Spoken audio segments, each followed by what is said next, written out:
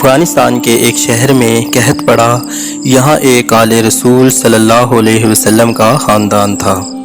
وہ شخص فوت ہو گیا اور بچے یتیم ہو گئے تو انہوں نے قحط کی وجہ سے شہر چھوڑا۔ آل رسول صلی اللہ علیہ وسلم کی ایک عورت سمرقند پہنچی، ایک مسجد میں بچوں کو بٹھایا اور جو سمرقند شہر کا والی تھا اس کے پاس پہنچی۔ بتایا کہ میں آل رسول صلی اللہ علیہ وسلم ہوں، میرے ساتھ یہ قصہ ہوا ہے، مجھے پناہ اور کھانا چاہیے۔ والی سمرقند کہنے لگا کہ گواہ پیش کرو کہ تم آل رسول سے ہو۔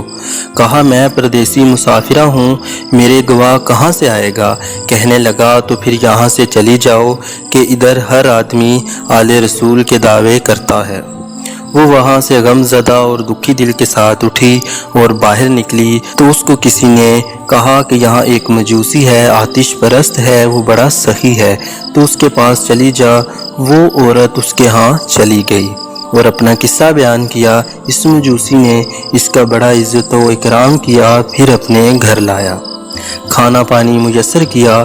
رات کو والی سمرقند نے خواب دیکھا کہ جنت میں اللہ کے نبی صلی اللہ علیہ وسلم کھڑے ہیں اور ایک بڑا عالی شان محل ہے۔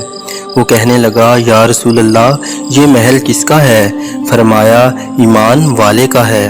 والی سمرقند کہنے لگا کہ یا رسول اللہ، میں بھی ایمان والا ہوں۔ تو آپ صلی اللہ علیہ وسلم نے فرمایا کہ اپنے ایمان پر گواہ پیش کرو، تو اس کا رنگ پیلا پڑ گیا۔